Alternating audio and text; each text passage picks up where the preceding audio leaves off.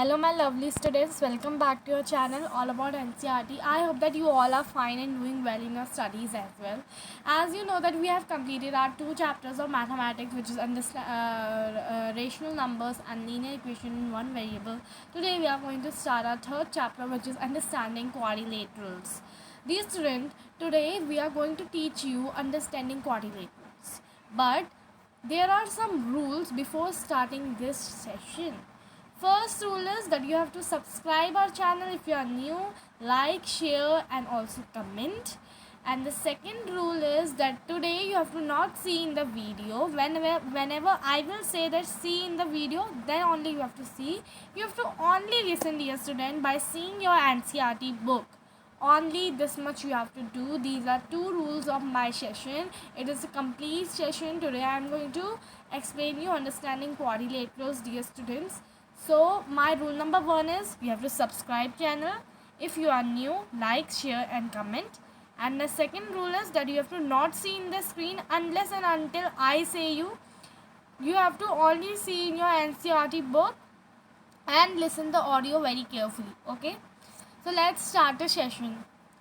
So dear student, your chapter number 3, understanding quadrilaterals.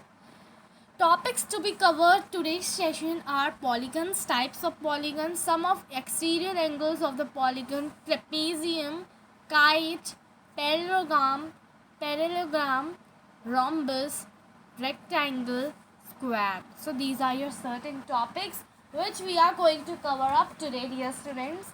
So are you excited? I know that you all are excited to start this session. Let's start, okay? So first of all, we are going to learn what are polygons, dear students. So polygons are a simple closed curve made up of only line segment is called polygon. So dear student, now I want you all to see in your screens. So see, dear student, polygon क्या होता है dear student, आप सब पहले अपनी screen में देख लीजिए. अगर आप वीडियो देख रहे हैं तो देखिए पॉलीगन होता क्या है डियर स्टूडेंट. ठीक है, तो जैसे आपका सिंपल क्लोज कर्व, यानी कि ये देखो हाँ, एक minute, I think size is very big. Okay wait, हाँ I am just doing it. Yeah now see the size is okay. So wait dear student, a simple closed curve made of only line segment is called polygon. जो आपका line segment से बना होता है कोई भी चीज़, वही आपकी पॉलीगन कहलाती है dear students. Only line segment. और ये पॉलीगन भी आपका क्या होता है, सिंपल क्लोज कर्व होता है, क्योंकि क्लोज है. और कर्व तो बेटा आपका होगा ही, क्योंकि आपने उसको लाइन सेगमेंट से बनाया, या आप ऐसे ही बनाते हैं तब भी कोई भी चीज़ आपकी कर्व होती है. तो इसमें आपको बिल्कुल डाउट नहीं रखना है. पॉलीगन आपका क्या चीज़ होती है, पॉलीगन होता है आपका simple close curve made up of only line segment. अगर मैं इसको जोड़ दूं तो क्या ये पॉलीगन होगा डियर स्टूडेंट? नहीं, ये पॉलीगन नहीं होगा, क्योंकि ये लाइन सेगमेंट से नहीं बना है. ठीक है, ये सिंपल कर्व होगा. ठीक है dear student, I hope that polygons definition is clear to you all. So now we come to the types of polygons. Dear student, अभी स्क्रीन में देखे रहो. ठीक है, अभी मैंने कहा नहीं है, अपनी बुक में देखो. टाइप्स ऑफ पॉलीगन्स में आपके पास आते हैं 2 पॉलीगन्स डियर स्टूडेंट. कौन कौन से पॉलीगन्स हैं? वेट है डियर स्टूडेंट, कौन कौन से पॉलीगन आपके 2, मैं आपको फटाफट वो बता देती हूँ. सो डियर स्टूडेंट, देखो टाइप्स ऑफ पॉलीगन्स में आपके पास कौन कौन से टाइप के पॉलीगन्स आते हैं, मैं आपको फटाफट ये बता देती हूँ. टाइप्स ऑफ पॉलीगन्स में डियर स्टूडेंट्स आपके पास आता है कॉन्वेक्स पॉलीगन. कॉन्वेक्स पॉलीगन सबसे पहले मैं आपको बताती हूँ. ये देखो,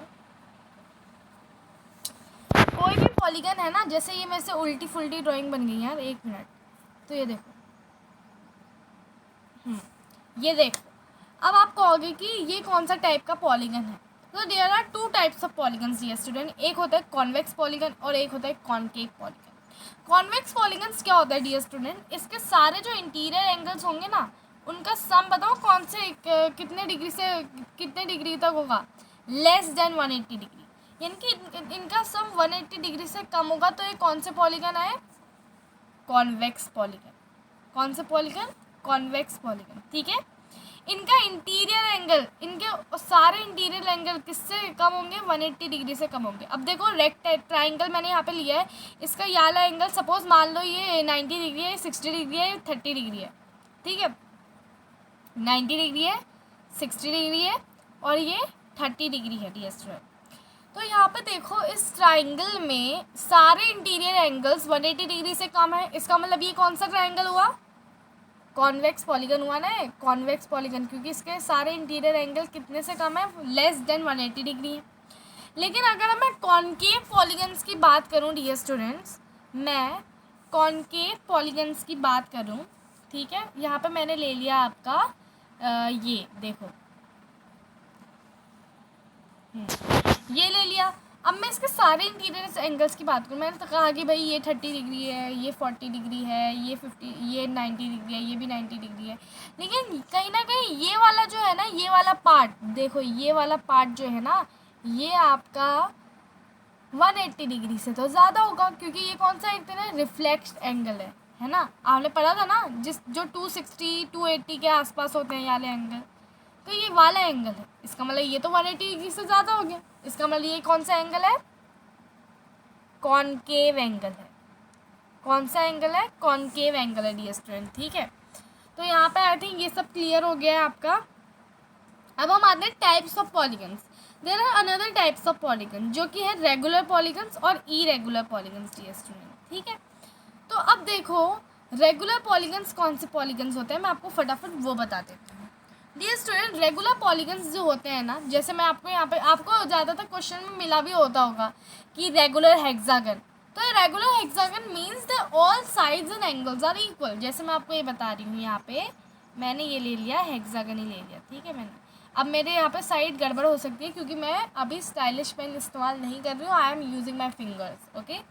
तो यहाँ पे देखो ये आपका एक एंगल है, ये आपका इक्वल है, सब इक्वल है, ठीक है प्रिय स्टूडेंट। तो इसका मतलब ये कौन सा हुआ? ये हुआ रेगुलर पॉलीगन आपका, ठीक है। रेगुलर शब्द इसीलिए इस्तेमाल होता है। और अगर वहीं पे मैं आपको लेती हूँ एक दूसरा वाला, जो कि है आपका ये देखो। अब बेटा इसमें आपकी ये दोनों साइड इक्वल है, लेकिन ये और ये इक्वल तो नहीं है ना, ये और ये इक्वल तो नहीं है ना। इसका मतलब ये आपका रेगुलर पॉलीगन नहीं हुआ, ये आपका इरेगुलर पॉलीगन हुआ, ठीक है डियर स्टूडेंट। यहाँ पे पॉलीगन्स को दो और कैटेगरीज में आपका डिवाइड किया जाता है। तो I hope that this much is clear to you all. अब हम आते हैं नेक्स्ट में, जो कि है sum of exterior angles of the polygon. तो डियर स्टूडेंट इसमें आपको अपनी बुक में ही देखना है, इसमें मैं आपको लिखवा नहीं रही हूँ कुछ। The sum of exterior angles of any polygon is 360 degree. Dear student आपके जो कोई भी पॉलीगन आप उठा लो, आप ले लो स्क्वायर या कुछ भी, सबके एक्सटीरियर एंगल्स का सम कितना होगा? 360 डिग्री। इंटीरियर एंगल्स के बारे में हम कुछ नहीं कह सकते, लेकिन एक्सटीरियर एंगल्स का सम हमेशा 360 डिग्री होगा। Dear student one more property you note down, which is the angle sum property of a triangle. I hope that you have read about this in class 7th also. तो इसमें क्या होता है, आपका एक ट्राइंगल में जो है तीनों एंगल्स का सम हमेशा 180 डिग्री ही आता है dear student, this is a property. And मैं आपको क्वाड्रिलेटरल्स की बात करूँ तो क्वाड्रिलेटरल्स के इंटीरियर एंगल्स का सम हमेशा 360 डिग्री आता है, ठीक है। तो डियर स्टूडेंट आपको एक प्रॉपर्टी नोट करनी है, the sum of exterior angles of any polygon is 360 degree and exterior angle of a regular polygon, regular n sided polygon is equal to 360 degree by N.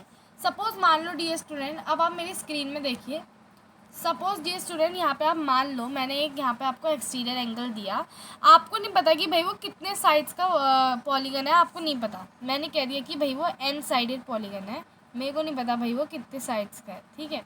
N sides हमें नहीं पता कितने sides का polygon है। अगर मैं इस polygon का एक्सटीरियर एंगल निकालना है, ठीक है, तो हम क्या करेंगे? 360 डिग्री बाय एन।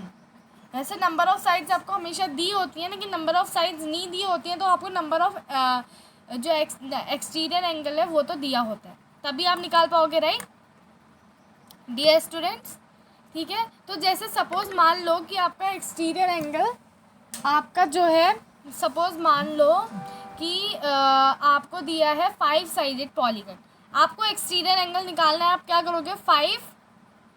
5 को 360 डिग्री को 5 से डिवाइड करोगे, है ना, और फिर आंसर कितना मिलेगा? 72 डिग्री मिलेगा, ठीक है। तो यहाँ पे ऐसे करके आप किसी का कोई भी पॉलीगन का एक्सटीरियर एंगल निकाल सकते हो डियर स्टूडेंट। अब हम आते हैं नेक्स्ट टॉपिक में, जो कि है हमारा ट्रेपीजियम। ट्रेपीजियम कैसा होता है डियर स्टूडेंट, स्क्रीन में देखो अभी भी। तो ट्रेपीजियम मैं यहाँ पे आपको बना के दिखा रही हूँ, ये देखो। अ trapezium is a quadrilateral with at least one pair of parallel sides, यानी कि इस ट्रेपीजियम में ना एक पेयर तो होगा ही पैरेलल साइड्स का। एक मिनट, हाँ कुछ गड़बड़ हो गया है यहाँ पे, गंदा बन गया है फिगर। 1 मिनट डियर स्टूडेंट, ठीक है। जो ये ट्रेपीजियम होता है ना आपका, इसमें कम से कम एक पेयर तो आपका क्या होता है, पैरेलल ही होता है। अब इसमें मेरे को बताओ कौन सा पेयर पैरेलल होगा, ये वाला होगा, है ना, क्योंकि अगर इसको मैं एक्सटेंड करूँगी तो आगे जाके मिल जाएगा, इंटरसेक्टिंग लाइंस बन जाएंगी, राइट। लेकिन अगर इसको मैं एक्सटेंड करूँगी तो ये पैरेलल लाइन्स ही बनेंगी। और डियर स्टूडेंट अभी आपको प्रॉपर्टीज़ भी यूज़ करनी होगी ट्रांसवर्सल वगैरह की। ट्रेपीजियम कौन सा क्वाड्रिलेटरल होता है जिसमें एक पेयर कम से कम पैरेलल साइड्स का हो। लेकिन अगर आइसोसेलियस ट्रेपीजियम की बात करें डियर स्टूडेंट्स, आइसोसेलियस ट्रेपीजियम की, यहाँ पे देखो ये मैंने आइसोसेलियस ही बनाया है। इसका ना आइसोसेलियस में क्या होता है, आपके नॉन पैरेलल लाइन्स यानी कि ये दोनों इक्वल होते हैं लेंथ में, ठीक है dear student. Non parallel sides are always equal in isosceles trapezium, ठीक है। Not all trapezium, isosceles trapezium. मैं ट्रेपीजियम ऐसा भी बना सकती हूँ, देखो ऐसा है ये ट्रेपीजियम ही, लेकिन इसके याली साइड और याली साइड इक्वल नहीं है, इसका मतलब ये आइसोसेलियस ट्रेपीजियम नहीं है, ठीक है।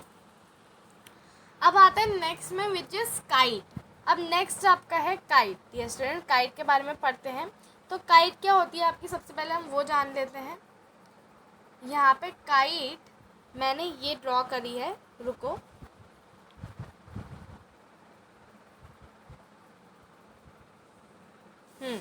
ये देखो मैंने काइट ड्रॉ कर दी है। अभी मैं इसके इंटरनल भी ड्रॉ कर देती हूँ, ठीक है। बी ए डी और ये सी और ये पॉइंट ओ है, ठीक है।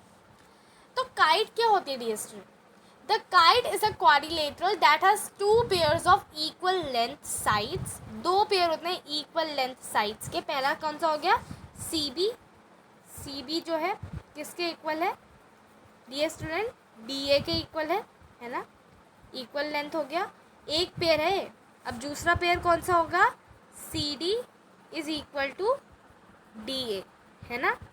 तो ये आपका दूसरा पेयर हो गया, ठीक है। दो पेयर ऑफ इक्वल साइड्स तो मिल गए। अब diagonals are perpendicular to each other, ये आपके डायगोनल्स तो हैं जो मैंने बीच में बनाया है, राइट। तो डायगोनल्स क्या होते हैं, परपेंडिकुलर यानी कि 90 डिग्री का एंगल बनाते हैं, ठीक है। यहाँ पे भी 90 डिग्री, यहाँ पे भी 90 डिग्री। उसके बाद फिर one of the diagonal bisect the other, ठीक है। हमेशा डायगोनल बाइसेक्ट करते हैं, वन डायगोनल सिर्फ, काइट का एक ही डायगोनल बाइसेक्ट करता है यानी कि बराबर में कट करता है। दूसरा वाला डायगोनल बराबर में कट नहीं करता है डियर स्टूडेंट, ठीक है। जैसे अगर आपका ये वाला डायगोनल है ना, तो ये बराबर में कट कर रहा है, यहाँ पे ये जो है सी ओ, ये ओ ए के इक्वल है। लेकिन जो याला है आपका ये वाला डायगोनल, ये इसको इक्वली कट नहीं कर रहा है डियर स्टूडेंट, ठीक है। तो एक ही डायगोनल इक्वली कट करता है काइट का। तो यहाँ पे काइट की प्रॉपर्टीज भी जान ली। अब आता है पैरेललोग्राम में डियर स्टूडेंट, ठीक है। ये देखो मैं पैरेललोग्राम बना रही हूँ, हाँ। ये मैंने पैरेललोग्राम बना दिया। अब देखो डियर स्टूडेंट पैरेललोग्राम का क्या है, 1 मिनट, हाँ मैं इंटरनल भी बना देती हूँ ताकि आपको ज़्यादा अच्छी तरह समझ में आ जाए। डायगोनल्स ओ वेट हाँ dear students, yeah I think now it's much clear. तो opposite sides are equal and parallel, ठीक है। तो अपोजिट साइड्स जैसे आपकी ए जो आपकी डी ए है उसकी अपोजिट साइड कौन सी है, सी बी है। लेकिन ये दोनों अपोजिट साइड्स क्या होती हैं, इक्वल होती हैं और पैरेलल भी है, क्योंकि अगर मैं आगे इनको एक्सटेंड करती हूँ तो ये एक साथ नहीं मिलेंगी। फिर वहीं पे डी सी और ए बी भी पैरेलल लाइन्स हैं लेकिन इक्वल हैं, ठीक है डियर स्टूडेंट, मैंने यहाँ पे इक्वल बना रखा है। उसके बाद आता है अपोजिट एंगल्स आर इक्वल, ठीक है। ये डी है, हाँ कोई डी है, ठीक है। अपोजिट एंगल्स आर इक्वल, यानी कि ये वाला angle D is equal to angle B और angle A is equal to angle C. Dear student, parallelogram की प्रॉपर्टीज बता रही हूँ। डायगोनल्स बाइसेक्ट ईच अदर, यानी कि पैरेललोग्राम के दोनों डायगोनल्स एक दूसरे को बराबर में कट करते हैं। That's why I have made the two lines there, right. बराबर में कट कर रहे हैं वो। That means that A O is equal to O C and B O is equal to O D. ठीक है डियर स्टूडेंट। अब आते हैं हम नेक्स्ट में, जो कि है आपका rhombus dear student. Let's come to rhombus. तो रोम्बस आपका ऐसा है, मैं आपको बना के दिखा देती हूँ डियर स्टूडेंट्स एक बार। Yes, it's almost done. तो ये रहा rhombus, must similar to kite, right. लेकिन रोम्बस काइट भी होता है डियर स्टूडेंट। अभी आपको रोम्बस की सारी प्रॉपर्टीज पता चलेंगी, फिर आपको पता चलेगा कि रोम्बस काइट कैसे है। ठीक है डियर स्टूडेंट्स। अब देखो, ये यहाँ पे ना मैं इंटरनल ड्रॉ कर रही हूँ सब। या I am drawing the internal one, okay. Wait, and this is something that we all are doing. Wait,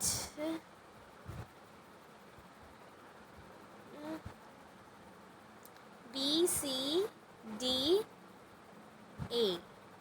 Okay dear friend, let's tell the properties. All sides are equal, यानी कि सारी sides में जिन्होंने मैंने 1 का निशान बनाया ना, सारी sides A B is equal to B C is equal to C D is equal to D A. All sides are equal dear student, okay. Then opposite sides are parallel, means देखो A D is parallel to B C and B A is parallel to C D. ठीक है dear student. फिर है opposite angles are equal, which means angle A is equal to angle C and angle B is equal to angle D. Then diagonals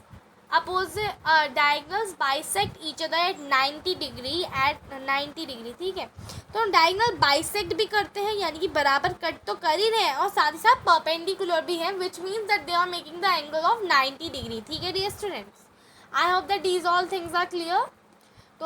तो मतलब कहीं ना कहीं देख नहीं रहा हूँ कि ऑल प्रॉपर्टीज़ ऑफ पैरेललोग्राम जो है वो रोम्बस में भी ट्रू होल्ड हो रही है, यानी कि भाई पैरेललोग्राम में भी अपोजिट एंगल्स इक्वल थे, अपोजिट साइड्स भी इक्वल थी, इसमें भी सब इक्वल है। पैरेललोग्राम में भी जो डायगोनल्स होते थे वो एक दूसरे को बाइसेक्ट करते थे, इसमें भी बाइसेक्ट कर रहे हैं, है ना। तो ऑल प्रॉपर्टीज होल्ड ट्रू। अब देखो काइट की क्या प्रॉपर्टी थी डियर स्टूडेंट, मैं आपको बताया था एक डायगोनल बराबर कट करता है, इसमें भी बराबर कट कर रहे हैं। काइट की दूसरी प्रॉपर्टी कौन सी थी कि 2 पेयर की साइड्स इक्वल होती हैं, इसमें भी इक्वल है ना। तो कहीं ना कहीं रोम्बस काइट भी माना जाता है डियर स्टूडेंट। ठीक है, तो अब देखो, अब हम आते हैं नेक्स्ट में, जो कि है triangle, rectangle dear student. Let's come to rectangle. Rectangle की क्या प्रॉपर्टीज होती है, तो अब मैं दूसरा कलर ले लेती हूँ, क्योंकि ये कलर से तुम लोग भी बोर हो गए होगे। तो now see what are the properties of rectangle. Okay, मेरे से अच्छा नहीं बना, लेकिन कोई बात नहीं डियर स्टूडेंट। ओके, यहाँ पे मैंने डायगोनल्स बना दिए हैं। ठीक है, अब यहाँ पे मैंने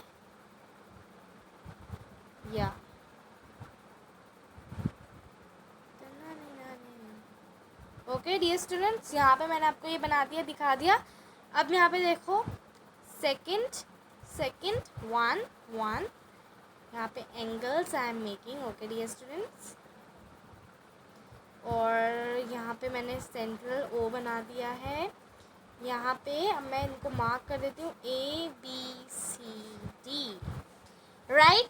अब हम पढ़ते हैं इसकी properties. Opposite sides are equal and parallel. Opposite sides में भी सेम प्रॉपर्टी होल्ड हो रही है, DA is equal to CB, और पैरेलल भी है, DA is parallel to CB and DC is parallel to AB and these are equal also. All interior angles are right angle, यानी कि इसके सारे इंटीरियर एंगल्स हमेशा राइट एंगल्स होते हैं, यानी कि 90 डिग्री बनाते हैं। उसके बाद next is that diagonals are equal and bisect each other. Diagonals equal होते हैं हमेशा, मैं आपको बता रही हूँ, मैंने 3 का साइन बना रखा है, that means that they are equal and also bisect each other, यानी कि बराबरी में कट करते हैं dear students. Okay, I hope that you all are clear with these all things. All property of parallelogram holds true for rectangle also. ठीक है dear students, सारी properties जो पैरेललोग्राम की हैं वो रेक्टेंगल में भी होल्ड ट्रू कर रही हैं डियर स्टूडेंट। ठीक है, अब आते हैं हम स्क्वायर में, जो कि है आपका लास्ट वन, पैरेललोग्राम। तो यहाँ पे देखो मैं स्क्वायर बना रही हूँ, ये बन गया स्क्वायर। अब यहाँ पे diagonals, wait I am making the diagonals, and here interior angles, या then these are equal,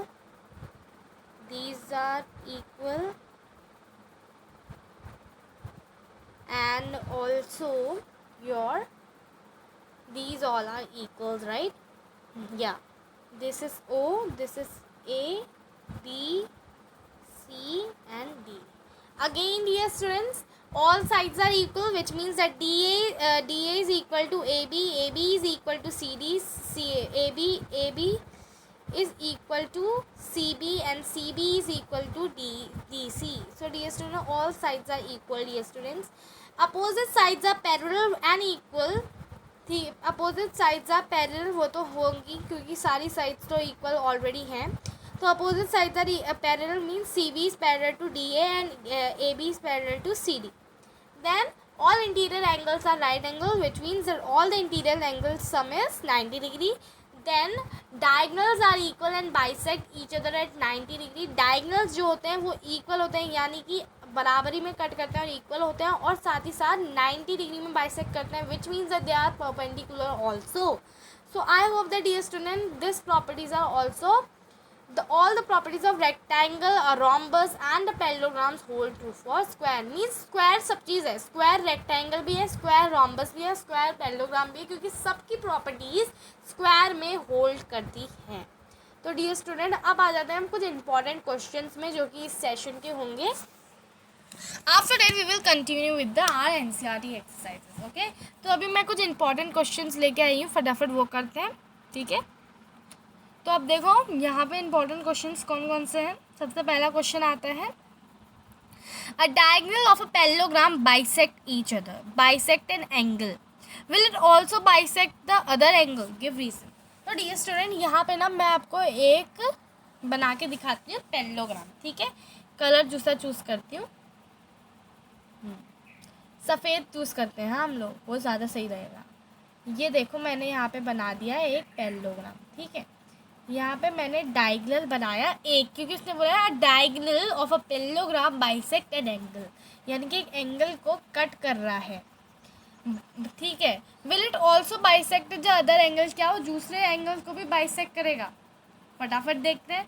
तो डियर स्टूडेंट अगर आप पैरेललोग्राम की बात करें, पैरेललोग्राम को हम कैसे रिप्रेजेंट कर सकते हैं. पैरेललोग्राम को हम एज अ पैरेलल लाइन्स है ना, मैंने यहाँ ये पैरेलल लाइन्स बनाई, ये ट्रांसवर्सल हो गई. ठीक है, अब यहाँ ट्रांसवर्सल और पैरेललोग्राम्स का मामला जब आ जाता है ना डियर स्टूडेंट, तो बहुत इजी हो जाती है सब चीज़ें. अब देखो मान लो कि ये एंगल 1 है, ये एंगल 2 है. ठीक है डियर स्टूडेंट, और जो ये एंगल होगा ये इस एंगल के इक्वल होगा, है ना, क्योंकि हमने पैरेललोग्राम की प्रॉपर्टी पढ़ी थी कि ऑपोजिट एंगल्स आर इक्वल. तो मैंने यहाँ नीचे रख दिया 3 and 4, तो ये है 3 और 4. तो आपने सुना होगा, आपको पता होगा कि जब भी पैरेलल लाइंस होती है तो ट्रांसवर्सल्स में कुछ एंगल्स बनते हैं. देखो एंगल 3 किसके इक्वल है, एंगल 2 के इक्वल है, राइट. ये आपका इक्वेशन 1 हो गई. और क्यों इक्वल है, क्योंकि वो अल्टरनेट इंटीरियर एंगल्स है, राइट. और फिर angle 1 is equal to angle 4, ये इक्वेशन 2 हो गई. और ये क्यों इक्वल है, क्योंकि ये भी अल्टरनेट इंटीरियर एंगल्स है. और हमें क्या प्रूफ करना है, that they bisect angle 1, angle 3 and angle 4. तो डियर स्टूडेंट ये तो यहीं पे प्रूफ हो गया. क्यों, क्योंकि भाई जब हमें पता चल गया कि वो दोनों एक दूसरे के इक्वल हैं, हमने अभी निकाला ना कि alternate angles are equal, right. तो फ्रॉम इक्वेशन 1 एंड इक्वेशन 2 जो मैंने अभी बनाई थी, उससे ये प्रूफ होता है कि जो डायगोनल का बाइसेक्ट है वो दूसरे एंगल को भी बाइसेक्ट करेगा, क्योंकि जब वो वाला एंगल बाइसेक्ट होगा तभी तो वाला एंगल आपके दूसरे एंगल के इक्वल होगा, है ना. तो यहाँ पे तो सीधा सीधा प्रूफ हो रहा है, राइट. अब हम करते हैं नेक्स्ट क्वेश्चन, जो कि है explain how square is a rhombus. ठीक है, तो हमें ये एक्सप्लेन करना है कि स्क्वायर रोम्बस कैसे है. डियर स्टूडेंट्स अब मैं यहाँ 2 फिगर बना रही हूँ, ध्यान से देखना. ठीक है, तो यहाँ पे पहला फिगर है आपका rhombus, not a kite. Okay, and this is a square. Dear students, आपको याद होगा कि हमने रोम्बस में कुछ प्रॉपर्टीज़ पढ़ी थी। हमने क्या प्रॉपर्टीज़ पढ़ी थी रोम्बस में, कि रोम्बस के दोनों बाइसेक्ट इक्वली बाइसेक्ट करते हैं, दोनों डायगोनल्स, तो स्क्वायर में भी सब इक्वली बाइसेक्ट करते हैं। रोम्बस में कहा था कि हर एंगल 90 डिग्री बनाता है बाइसेक्ट होके, भाई स्क्वायर में भी सारे एंगल 90 डिग्री होते हैं, है ना, मतलब बाइसेक्ट करके परपेंडिकुलर एंगल बनते हैं, वो बोल रही हूँ हाँ मैं, ये नहीं कि रोम्बस के सारे एंगल 90 डिग्री होते हैं, that is not true dear student, ठीक है। तो अब देखो यहाँ पे रोम्बस की नेक्स्ट प्रॉपर्टी थी कि ऑल साइड्स आर इक्वल, भाई स्क्वायर की भी ऑल साइड्स आर इक्वल, है ना, तो बस स्क्वायर इज ऑल्सो रोम्बस। अब देखो नेक्स्ट है हमारा question which is ABCD is a rectangle, its diagonal meet at O. Find P if OA is equal to P plus 5 and OD is equal to 3P plus 1. So dear student, first I am drawing a figure and after that you will understand the question. So this is the rectangle A, B, C, D. Now see, diagonals I have made.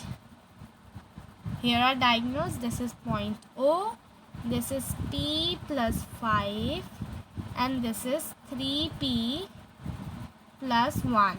Okay, तो हमें ये proof हमें बताना है कि भाई P की value क्या होगी। डियर स्टूडेंट्स, अगर आपको याद हो कि रेक्टेंगल की एक प्रॉपर्टी होती है दैट डायगोनल्स इक्वली बाइसेक्ट करते हैं, which means that they will cut equally, तो मैं ये लिख सकती हूँ P plus 5 is equal to 3P plus 1।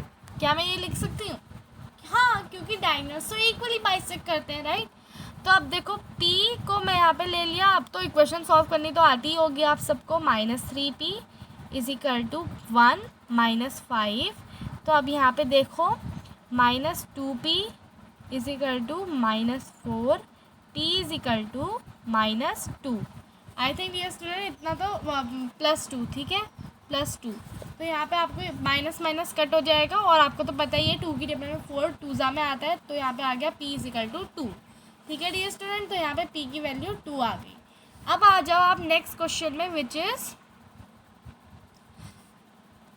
Is dear student आपका माइंड मैप, ठीक है। क्वेश्चंस यहाँ पे इंपॉर्टेंट क्वेश्चंस आपके ख़त्म होते हैं। मैंने 3 इंपॉर्टेंट क्वेश्चंस लाई थी जो कि बहुत ही आसान थे, हमने साथ में सॉल्व भी करे, राइट। तो अब हम आते हैं माइंड मैप में। तो सबसे पहले अंडरस्टैंडिंग क्वाड्रिलेटरल्स आया डियर स्टूडेंट, उससे निकले पॉलीगन और स्क्वायर। तो पॉलीगन में हमारे पास आए टाइप्स ऑफ पॉलीगन्स, जिसमें हमने पढ़ा इरेगुलर, रेगुलर पॉलीगन्स और साथ ही साथ कॉन्वेक्स एंड कॉनकेव पॉलीगन्स। फिर प्रॉपर्टीज़ ऑफ पॉलीगन्स आई, फिर काइट आया और फिर पैरेललोग्राम आया, उसके बाद ट्रेपीजियम, उसके बाद रोम्बस, उसके बाद फिर हम आते हैं स्क्वायर्स में। स्क्वायर में हमारे पास रेक्टेंगल, रोम्बस, सब ट्रेपीजियम और पैरेललोग्राम आए। और अब इसमें हमारा जो चैप्टर है अंडरस्टैंडिंग क्वाड्रिलेटरल्स हमने यहाँ पे ख़त्म कर दिया है dear students. Only in 28 minutes I have explained you the full chapter. I hope that you like the video and also share with your friends, because this video is very important. In this video you have learnt about how to find these angles, which is very simple. Dear student, यहाँ पे मेरे पास एक और question है dear student, important question का एक और part है, फटाफट वो भी कर लेते हैं। वाला क्वेश्चन मैंने देखा नहीं था, ठीक है। तो यहाँ पे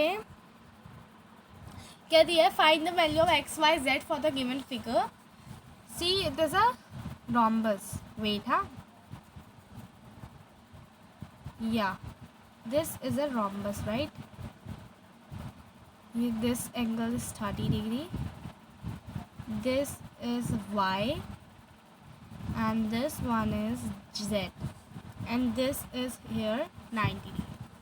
तो डियर स्टूडेंट एक्स कितना होगा अगर वो 90 डिग्री है? 90 डिग्री होगा ना, क्योंकि लीनियर पेयर है और आपको पता भी है कि उसका सारे एंगल्स 90 डिग्री होते हैं, है ना, रोम्बस के। तो ये 90 डिग्री हो गया स्क्वायर एक्स। अब आपको फाइंड आउट करना है वाई कितना होगा डियर स्टूडेंट। यहाँ पे आपको ट्राइंगल दिख रहा है, एक छोटा सा एंगल सम प्रॉपर्टी मैंने आपको बिगनिंग में बताई थी ना, 30 degree plus 90 degree plus Y is equal to कितना होगा, 30 degree plus 90 degree plus Y is equal to कितना होगा, 180 डिग्री होगा, राइट। तो आपको देखो 180 डिग्री होगा तो 30 degree plus 90 degree is 120 degree, right. तो आपका कितना आंसर आ जाएगा। Sorry dear students for mistake, it was sudden, don't worry, we are solving. तो 30 डिग्री प्लस 90 डिग्री 120 डिग्री होता है. तो 120 degree is equal 120 degree plus Y is equal to 180 degree, right. तो now see, Y is equal to कितना होगा, 180 degree minus 120 degree, right. तो your answer will be how much, 60 degree.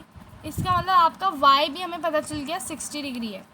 Figure में एक और बार ड्रॉ कर लेती हूँ, ठीक है, ताकि आपको पता चले ना कि भाई z कैसे निकलेगा, वरना कैसे पता चलेगा. y की भी वैल्यू निकल गई है, x की भी वैल्यू निकल गई है, ये तो हमें 30 डिग्री दिया ही था. अब देखो बेटा, y 60 डिग्री आ गया, x कितना था, 90 डिग्री था, y कितना हो गया, 30 डिग्री हो गया, सॉरी 60 डिग्री हो गया. अब z की वैल्यू निकालनी है डियर स्टूडेंट, ठीक है. z कितना होगा, खुद देखो, फिगर को देखो ढंग से, अच्छी तरह देखो. कभी पढ़े थे ऑल्टरनेट इंटीरियर एंगल्स, क्लास 7 में पढ़े होंगे, है ना. ये ट्रांसवर्सल वगैरह बना दी मैंने. z क्या है, alternate interior angles, angle z is equal to angle y, right. इसका मतलब z की वैल्यू भी कितनी होगी, 60 डिग्री होगी ना, क्योंकि वो भी तो y के इक्वल है, ऑल्टरनेट इंटीरियर एंगल्स, राइट. तो यहाँ पे हमारा ये हमने ये वाला क्वेश्चन भी सॉल्व कर दिया. तो हमारे सिर्फ 31 मिनट्स में dear student I have completed your understanding quadrilaterals chapter. So this was such a exciting session. So I hope that you all have enjoyed this one and you will like and share my video too. Subscribe, that was the rule number 1, and rule number 2 I think you all have followed that. So dear students, thank you so much for watching. I hope that you all have understood it.